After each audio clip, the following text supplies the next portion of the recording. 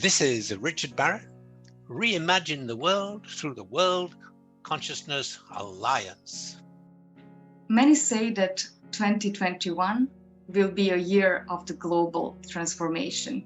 We can already witness phenomenal changes on the global level. And obviously, things are not as we got used to it. And this disturbs many of us. At the same time, there are people who feel that this global crisis that we can all feel can serve as a trigger of how humanity can raise above everything that doesn't serve us. So today, we are speaking about conscious leadership and how conscious leadership can help us in transforming the humanity. Hello and welcome to the World Consciousness Alliance. World Consciousness Alliance is a global movement, and our goal is to inspire and remind people that we can lift above the greed, competition, insecurities, jealousies, and conflicts. We want to inspire people and remind them that together we can reimagine the great new world. Our true nature is kindness, compassion, peace, and unconditional love. All of us can serve to the world and share what we already have. Those are the topics that we share with you every week in the Renaissance of Humanity, Conversations for Change. Every week, we bring someone outstanding and their life, the way they do their work, serve as an example that together we can reimagine the whole new world. This week, we have with us Mr. Richard Barrett. Mr. Richard Barrett is a well-known author, presenter, coach, and internationally taught leader on leadership and advancement on human values in society and business. Mr. Barrett is the founder of the Barrett Academy and president of the Barrett Values Center. Mr. Barrett is inspiring and coaching worldwide leaders, helping them not just to improve their own lives, but also how to lead their people, their employees, their colleagues, their citizens. Thank you, Mr. Barrett, for joining us today. We are very grateful to have you with us. Welcome. Hello, Mr. Barrett. You can call me Richard. 1 second. There we go. Oh, great. Thank you. It's good to see you.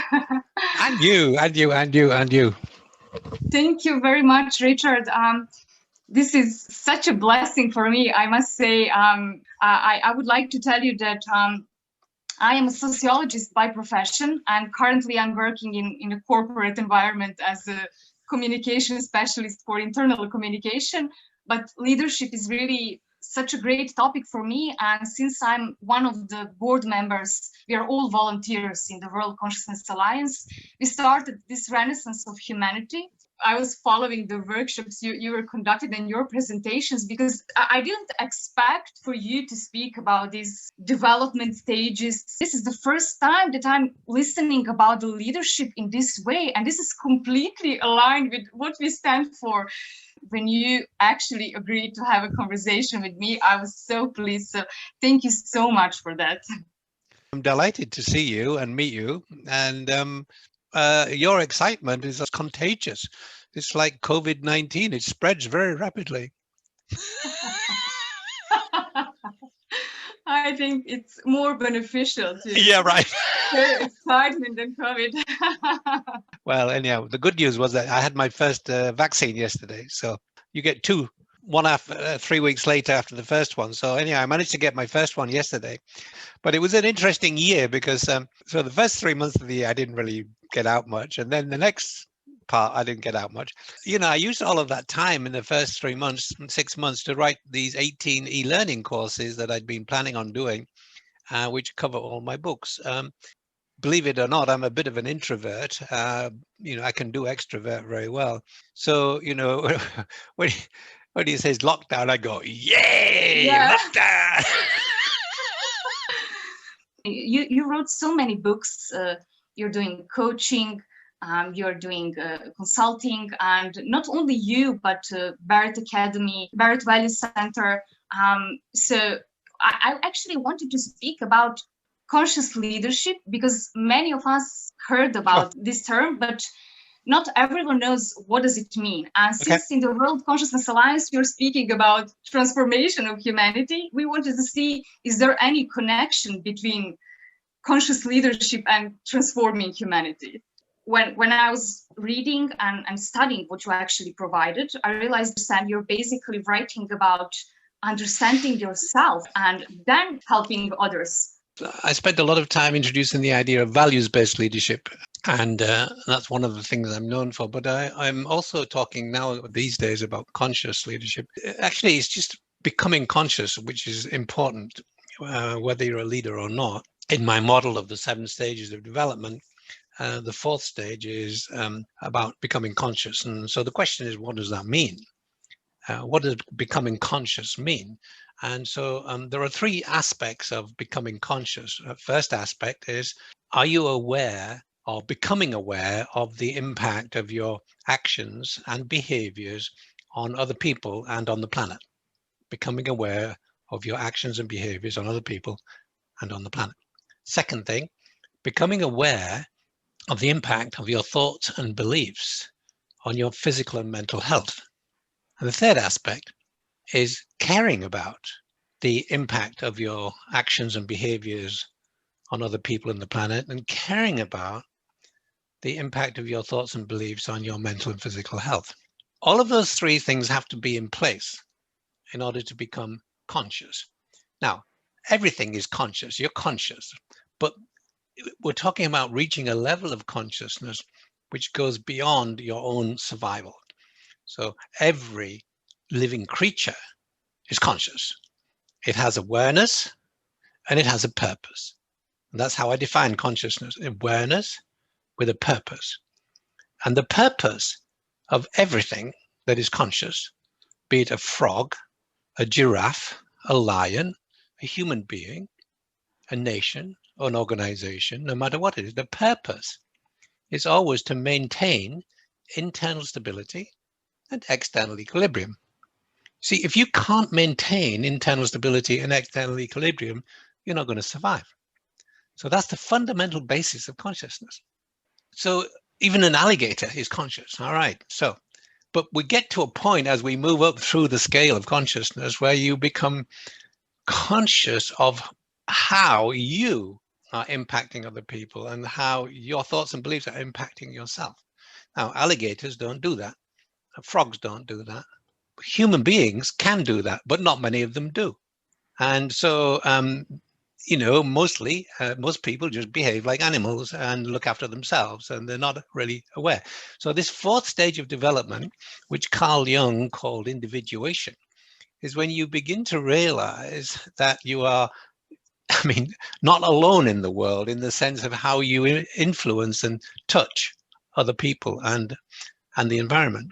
And that is really what we mean by becoming conscious. So we're already conscious, but it's another level of consciousness, which means that it takes us out of our animal nature into our human nature, where we now become conscious of these deeper aspects. Now, I say become aware of our impact on other people. Yeah, that's pretty much obvious. How am I impacting you? If I start shouting at you, you're not going to be very happy. So I'm going to be aware not to do that, okay? However, are you aware that your thoughts and beliefs actually create stress, actually create illness? Because each stage of development you go through in life impacts your energy field, and it impacts the stages of development are linked to the chakra system. As you move through the higher stages of development, you impact these higher chakras and the organs in the body that are linked to those higher chakras. So every thought and belief impacts your energetic being and thereby your physical and mental health. So becoming conscious is like, wow, it's absolutely essential if you want to lead a fulfilling life, because it creates a sense of well-being. So there are the 7 stages of development. If you're able to master a stage of development, you feel a sense of well-being, and then you move on to the next stage of well-being. So you're at the end of the individuating stage. This is the stage from around 22 or 24, when your mind, when your brain has stopped growing and developing, and now you moved into the stage where you're beginning to say, who am I? outside of my cultural and parental conditioning, because up to that point, you've been learning how to fit into your environment in order to be successful. And now in your 20s and 30s, you go, well, who am I really outside of all of this conditioning? What do I believe? What are my values? That's the individuating stage. That's the stage you've been going through. And in order to live through that stage successfully, you have to find freedom and autonomy in your life to be who you really are. If you feel very controlled by your parents, or you won't, if you feel you won't get that freedom, if you live in North Korea or another country which is authoritarian government, you won't get that opportunity.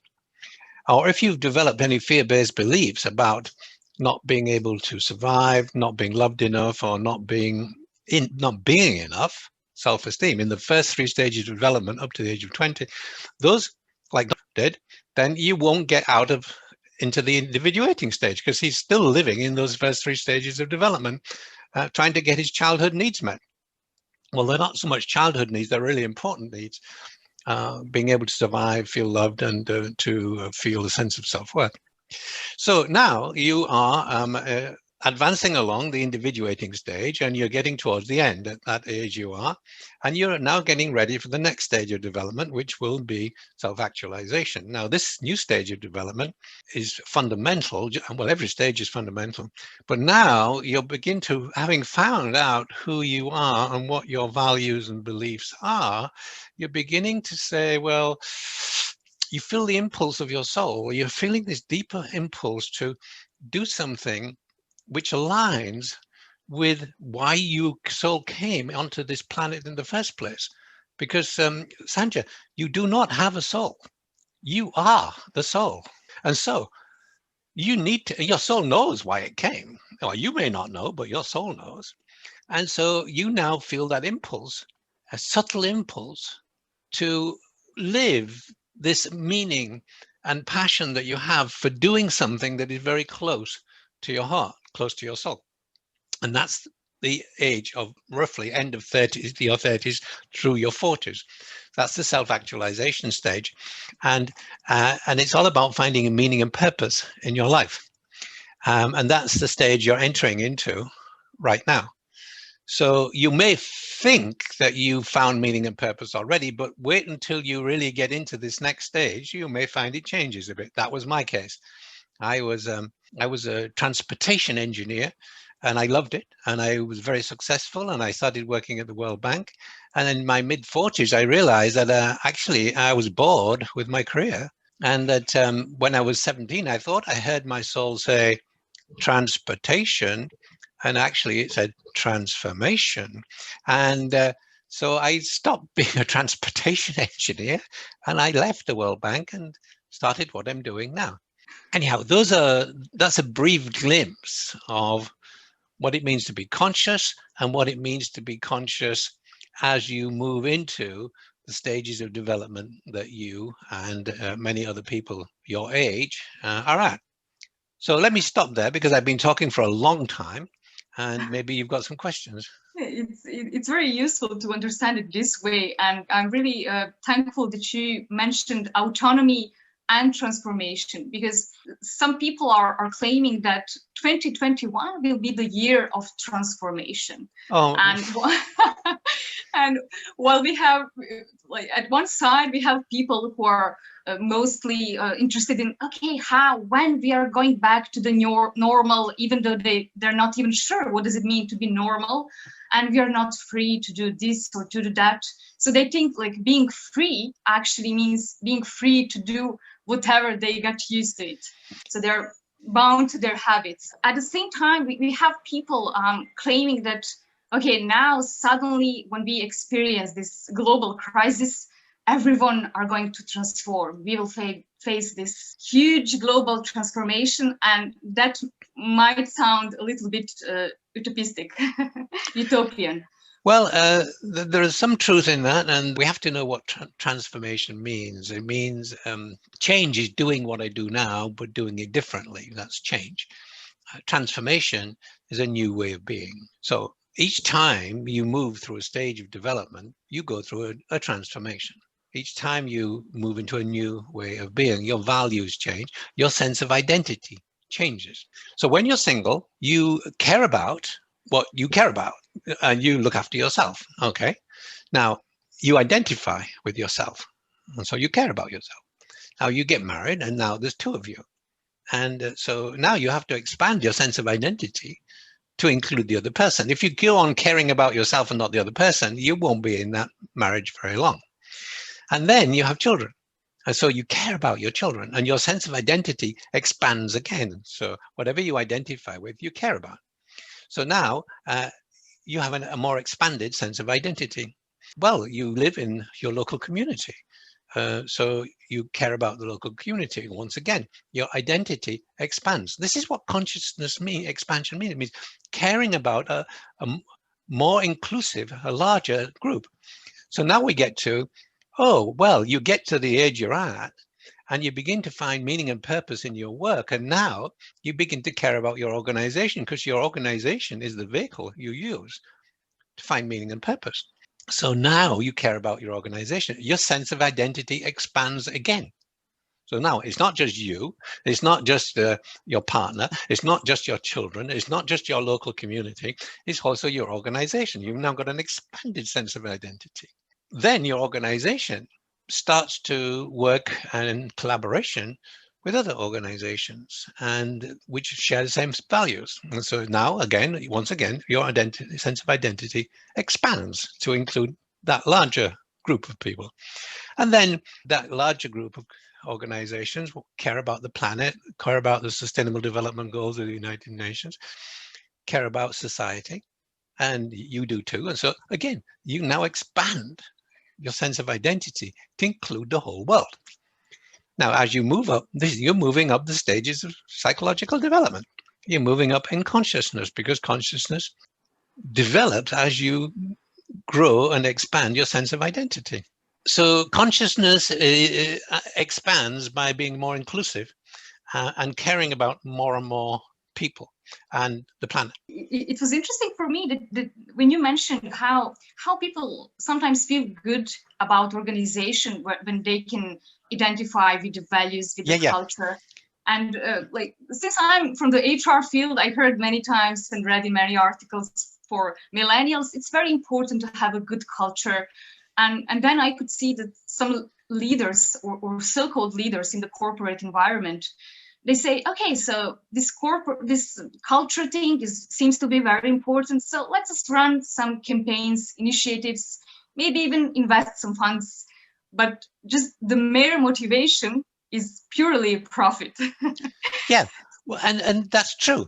And when you care about your people, they care about you. I mean, it's a golden rule, basically. So Professor Keegan, who used to be at Harvard University, talked about a deliberately developmental organization. And I agree with that. You see, at each stage of development, you have specific needs. Now, in the stage of development you were at, the need was for freedom and autonomy. You didn't want a boss telling you what to do all the time. You needed freedom and autonomy. You now move to the next stage where you want to find meaning and purpose in your work, okay?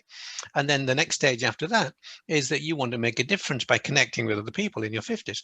So everybody in your organization is one of these stages of development. And so what you need to do as a leader of an organization is realize that and give these different groups of people the opportunities they need to fulfill their needs at the stage of development they're at. Then you will have people who are extremely loyal. They love working for you because they're getting their most important needs met. I'm going to stay in an organization that gets my needs met. I'm not going to go somewhere else. You see, there's a fundamental link between the stages of development, how organizations respond to those stages of development, and employee engagement. Employee engagement comes when you are able to meet the needs of your employees. Now, in some organizations, they employ people who are manual workers. Okay, so these are people who have not individuated. They're still in these first three stages of development, but they have needs. And, their needs are, first of all, they want to be able to survive and and pay their way and look after their families. And they may want to have some professional growth. They're probably not interested in personal growth. Whereas the people who individuate and self-actualize, they're interested in personal growth. Well, these people may not be interested in that. They're interested in professional growth so that they can actually increase their income. Okay, so every stage, people at all of these different stages in an organization have different needs. And that's what HR people need to recognize. And they need to create an organization that is able to satisfy those needs. And that means becoming a deliberately developmental organization. So this is my message really to leaders. If you want a successful organization, care about the needs of your employees. You even said in one of your interviews, you mentioned 3 leadership mantras. Yeah. Those are very interesting. And one of them was that transformation in the organization, transformation of the values and culture actually starts with transforming the leaders. No, the organizational culture is a reflection of the values and beliefs and behaviors of the leaders. So if you want to transform your organization, the leaders have to transform. You either have to change the leaders or the leaders have to change. I mean, it's as simple as that. I mean, it's not complicated. So, because you see, organizations are authoritarian regimes, basically. They're not democratic. So the leader gets to define what goes on, and the values and beliefs of the leader become the culture of the organization. So if you want to improve the culture, then you have to change the values and beliefs of the leader, or you have to change the leader. It's simple as that.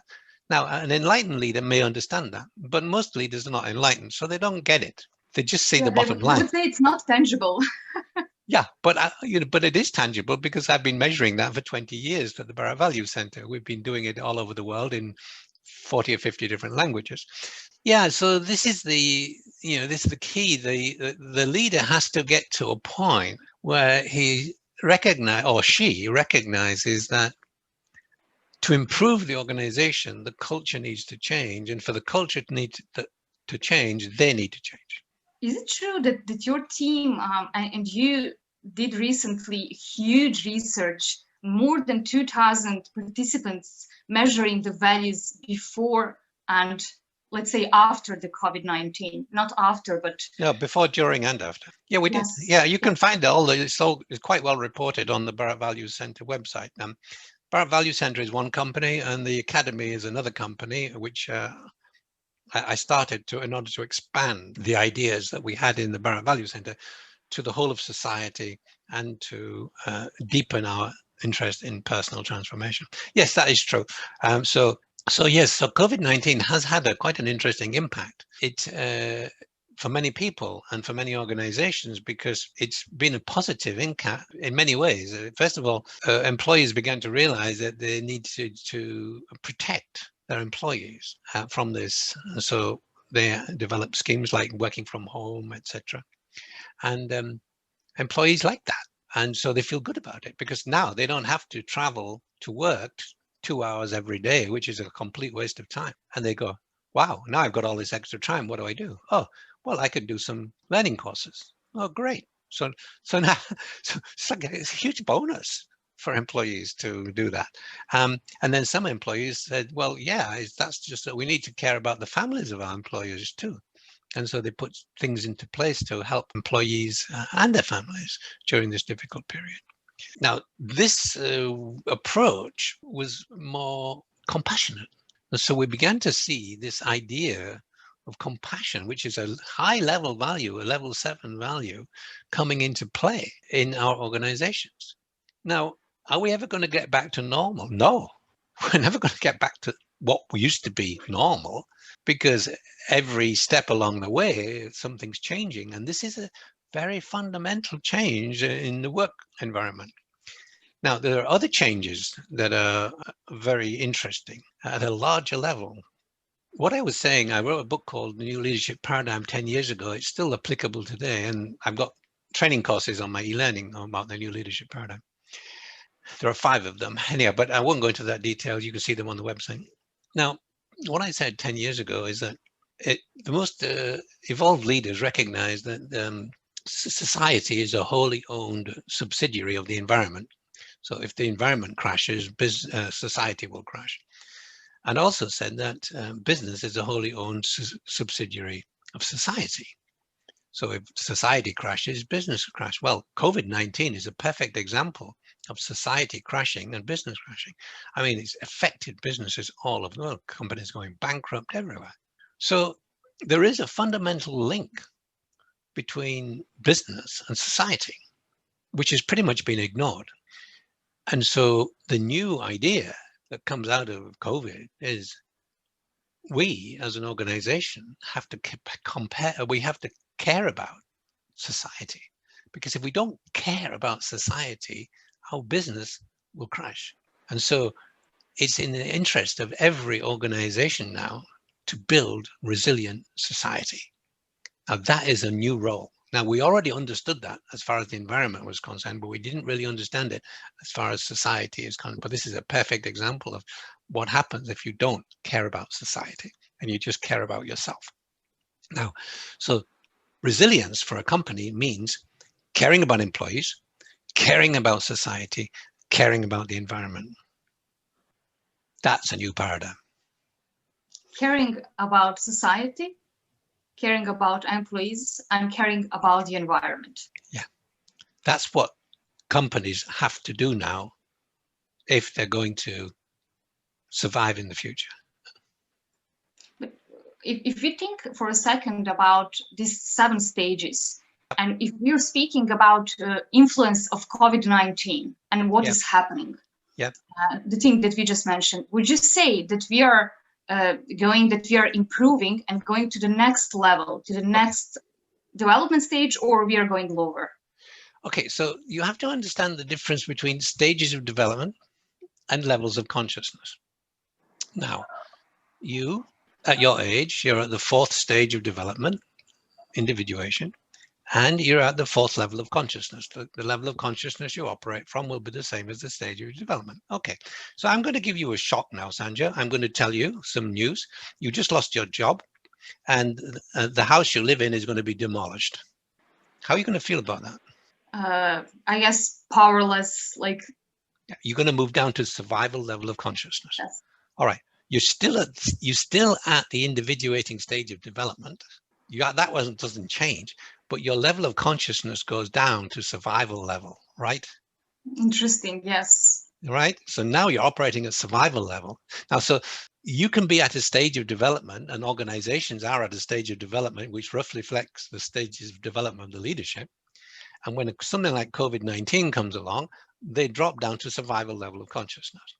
And so now they have to, in order to continue, they have to adopt policies and procedures, which they probably don't want to, and in order to survive. And that's what's happening now. And everybody has to do that. So people have moved down to survival consciousness, but that doesn't mean that they're not operating from the same stage of development. Now, the higher the stage of development,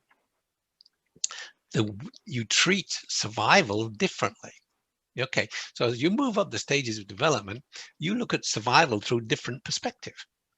You know, you would behave differently. So as you move up to beyond the individuating stage into self-actualizing and individuating and integrating stage, and you were running an organization, you say, oh, that's interesting.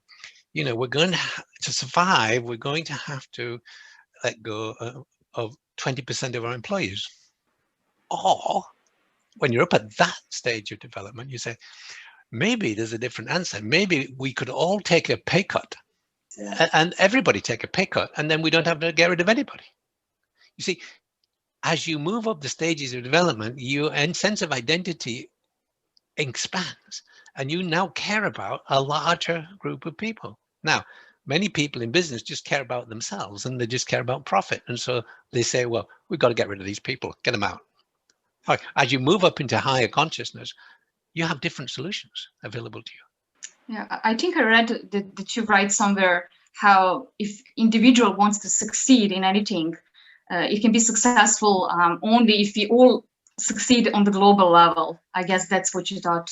You see, here we're using words which are really, what does success mean? Okay, For some people at the lower levels of consciousness or lower stages of development, success means money, fame, things like that. But for people at higher stages of development, it means well-being. So at low stages, it might mean happiness. At the higher stage, it means well-being. So I feel successful when I feel a sense of well-being. In other words, I'm able to get my needs met. It was funny because yesterday I was talking to a young man. Well, I say young, he's in his, about your age actually, who in a very, very large global company, who found himself working 12 hours a day, 14 hours a day, etc., etc. And he was totally driven by achievement. And he was very successful. But he realized that he didn't feel successful. He saw his family his relationship with his family breaking up. He saw all sorts of difficult things happening. And he said, well, I don't like this.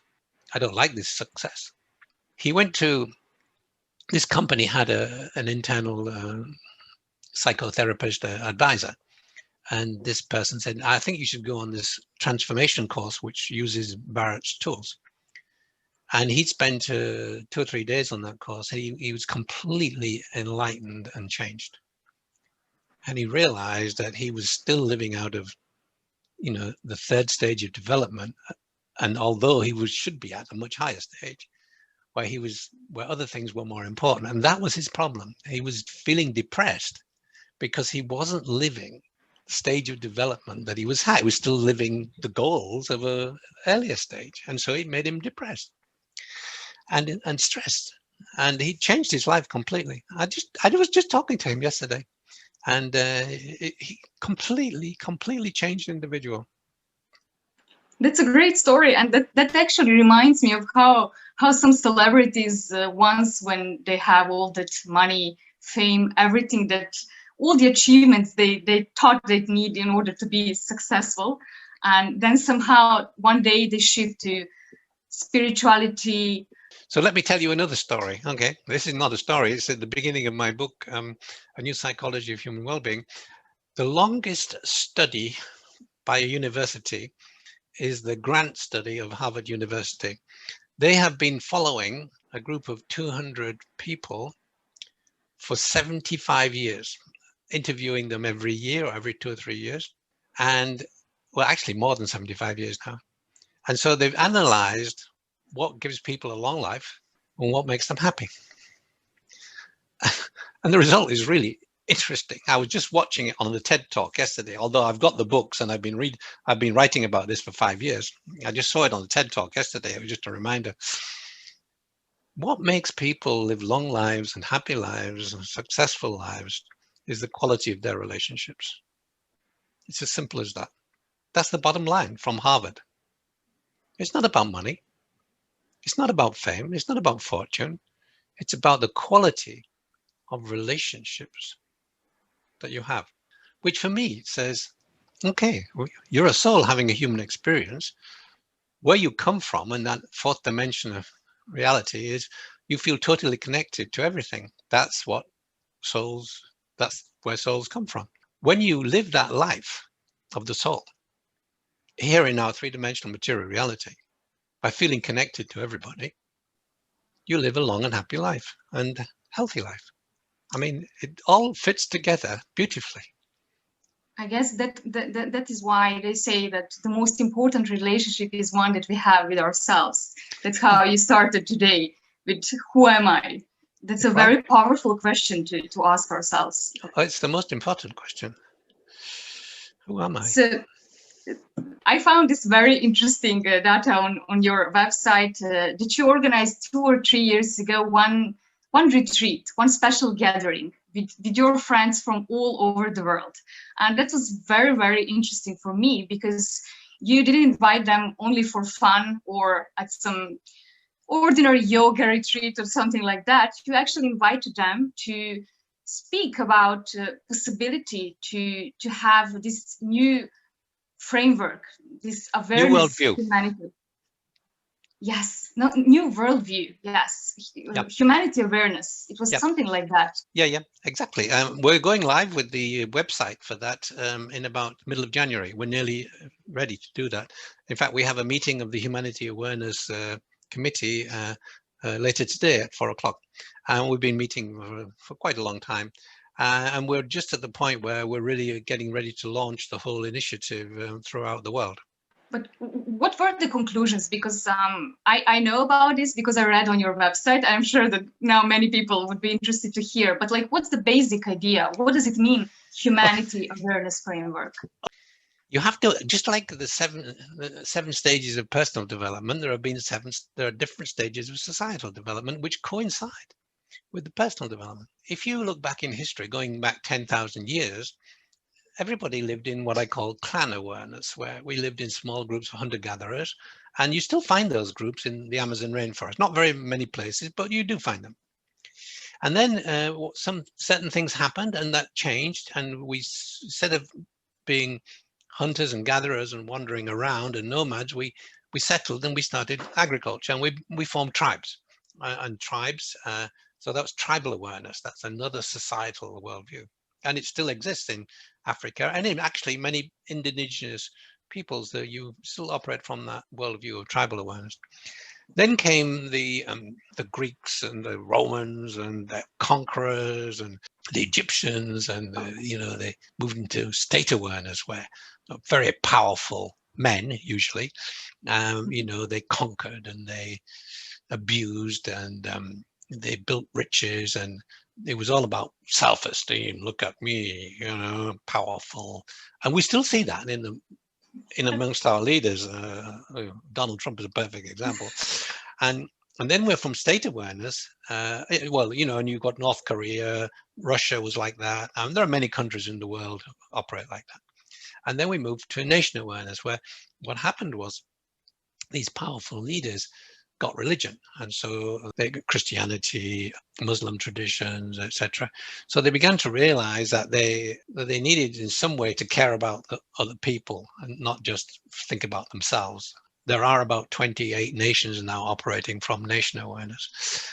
And then came in something new. We moved from nation awareness into wealth awareness. Now, this began to happen just before the Industrial Revolution, where all the money at that point was concentrated in the rich governing elites. And up to when there came the Industrial Revolution, if you had a great idea and you could get some backing, you could become rich. And so it democratized elitism in a way. It's a funny thing to say that, but so we have many elites, and and there are 8 or 9 countries now just focused, and a lot of the world actually has absorbed this. It's all about money. Everything's designed around money. Even town planning. There are rich neighborhoods and poor neighborhoods, and education system is stratified by those who can afford to pay for education and those who can't. And so that's wealth awareness. There are about 8 or 9 nations operating from there. And now something new happened, and we destroyed the environment in wealth awareness. A group of nations, the Nordic nations, plus New Zealand and Switzerland, moved to people awareness, which is the next one, which is the same stage of development that you are at a personal level. And so these nations started thinking more about people and less about money. So they created social welfare systems that meant that people's basic needs were all met. So you could go, you could get an education free of charge. If you had a family, you could get free kindergarten. Everybody was treated the same. And the money that was made, people were taxed, but that was all shared out. And people in Scandinavia don't mind paying taxes at all. They're very happy to pay taxes because everybody benefits. And that's people awareness. Now, these are the most successful nations on the planet. Now, what's next? We move from people awareness to humanity awareness. So now I get to answer your question. So people awareness was still focused on the nation. In humanity awareness, we become transnational. We move to a new level of identity where we recognize that we're all members of the human race and that we can't solve the problems that we've created in our nations unless we can move to a higher level of governance that looks after the problems like COVID-19 at a global level, that looks after a war from a global level. Now, United Nations tried to do that, but it didn't work very well, and it's still not working very well. So we need to move from a grassroots level into humanity awareness. All right. So what is the Humanity Awareness Initiative about? It's about teaching people, enabling people all over the world, in all countries, to individuate and self-actualize. Because it's only when we get to that stage, which corresponds to this new worldview, will we have this beautiful world to live in. So it's an education program. It's a transformational education program for everybody on the planet. Now, has it been done before? Yes. The Nordic nations started doing this in 1850. And they ran these educational programs up till the end of the Second World War. And that's why the Nordic nations are so successful, because they taught people individuation. And there's a majority of people in the Nordic nations who are individuated, and therefore they have governments that reflect that. And interestingly, you'll be interested to hear this, that many of these governments are run by women. Wow.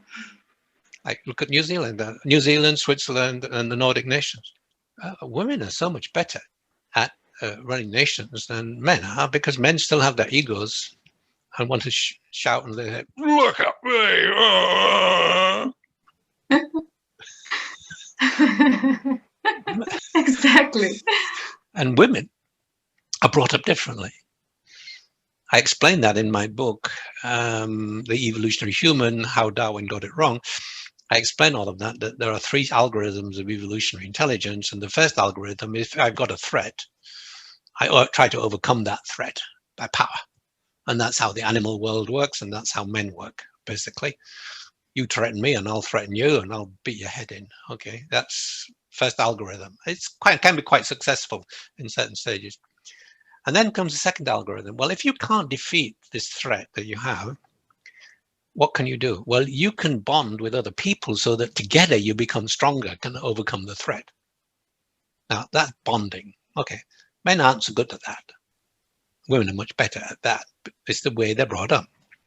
And then comes the third algorithm. Okay, so now we've still got this threat. We've bonded to form a group, but our group is still not strong enough to overcome this threat. So our group has to now cooperate with other groups in order to overcome this threat. That's the third algorithm of evolutionary intelligence. And that's how the United States was created. That's how the European Union was created. Because in the United States, they had the beginnings of these states, they had different currencies even. And people came to these different areas. And then the British government said, well, you have to pay taxes to us. And they didn't like it. So there was a common external threat. So they bonded together to fight the British. That was the second algorithm. And then they defeated the British. And then they decided, oh, well, this works quite well. So let's call it the United States. So they went to the third algorithm and they created the United States. Now, if you look at the whole of evolution, it's built on that premises. It's not built on the survival of the fittest at all, which was the first algorithm. It's built on bonding and cooperation. Same in the European Union. After the Second World War, we said, okay, well, we're not going to have these separate nations anymore because it just creates chaos, because they're all ego-driven. Let's stop that. So let's bond together. And this did. They started bonding together in what was called the common market, and et cetera, et cetera. And then they began to like that. So they agreed to cooperate at a higher level and create the European Union. So the third algorithm. Now, one of those nations got really fed up with that. UK decided to go back down and did Brexit. Because I'm not a big fan of Brexit, but it's like it's a lower level of consciousness. It's like what's happening in the United States when they elected Donald Trump. They moved down a level of consciousness, and they're heading down. I've been measuring that. I've got global consciousness indicators that I measure the consciousness of nations, and I can track. And the consciousness of the United States is heading downwards over the past 4 or 5 years. And the same is true in some European countries too. Well, just to sum up, I would say that from everything that you mentioned today, that if we really want to reimagine this great new world, we actually need to be united around those values. Absolutely. So we can't solve COVID in our separate nations. It's impossible. We proved that. We can't solve the climate crisis in our separate nations. No, because we're all in it together. So it's calling for that third algorithm of cooperation. And that's the big transformation opportunity that we're now facing. Oh, the standing in front of us, a huge opportunity for global transformation at an international level. And that's what the Humanity Awareness Initiative is about. It's about the inner curriculum. You see, the inner curriculum, as we grow and develop inside, the external world changes because we've changed. So the Humanity Awareness Initiative is all about the inner curriculum. How do you increase the number of people living at higher stages of development, higher levels of consciousness? That's what the Nordics did in 1850. They realized that the Industrial Revolution was coming, and all of these people who lived in these little communities all over the country would move to the towns, and they went equipped to move to the town, these people. So they decided to have this education program that they called Build Up. And they implemented that. And that's what I'm doing with the Humanity Awareness Initiative. I'm doing a global build-on. I'm doing a global individuation program for politicians, for leaders, for adults, for young adults, and even children. That's what it's fabulous, about. Richard. What message for the people who are following World Consciousness Alliance? Maybe even for those individuals who are not leaders, who are not part of any organizations, but they would like to see this new great world. Well, fine. You can, the way we're going to do this is that we're going to build curriculum, and then people in each country are going to deliver those curriculum. So, I suppose that the people in the organization can say, we want to support the Humanity Awareness Initiative, and we can do that in our country. We can do it in Serbia. So we are going to be forming country teams, and we're going to provide a curriculum. We're going to train people who will then go out and begin the whole process of transforming every country, one country at a time, with this new inner curriculum. That's great. Well, VCA is the global movement, so we have volunteers all over the world, and we would be delighted to be a part of that. Fine, great, you are. And of course, it begins with yourself. As you transform, the world around you transforms. Exactly. I would like to finish with reading something that I found at your website about the leadership. And I really like this. It says, we instead of me, and emphasize how to be best for the world instead being best in the world. Yep. So since we are taught to compete so we can win, and then now we can just conclude that it's just not possible to win if we are playing just for ourselves. Right. See, we're all part of a much larger system, which is totally interconnected. So you have to stop trying to be the best in the world and start being the best for the world. Great. Thank you so much, Richard. This was really amazing. There are so many topics, and you wrote so many things. It's practically impossible to cover all of them. And since we are actually trying to bring like a baby food for people who can understand at least basics, and even for me, who really enjoyed, and this wasn't just the first time that I'm reading those topics, but it was the first time for me to read this kind of completely holistic approach. Right. And I feel it's like I feel like I could start with studying. Okay. So one of the things that we are doing is we have a fellowship program at the Barrett Academy where you spend 2 years part-time studying all 18 e-learning courses. We work in groups of 6, and we take 6 people at a time. And it's quite expensive to do this. So we take people through this journey of all 18 e-learning courses, all 13 books that I've ever written. And my wife and I do Zoom meetings every month with people and spend 2 hours answering their questions, helping them personally to understand all of this work. Or alternatively, the e-learning courses are all there on the Barrett Academy website. There are 3 courses which are free. You sign up and you can get these 3 courses free. And then afterwards, if you want to follow on, then you can do by buying more courses. Yeah, it's like $185. I Pounds. found that. Yeah, it's about just over $200. Yeah, it's mostly affordable for people. Not everybody, but it's mostly affordable. Richard, thank you so much. I'm so grateful to you. This means really a lot personally to me, and I'm sure to my team and all people who will view this as well. Thank you so much. It's been a delight. Thank you so much.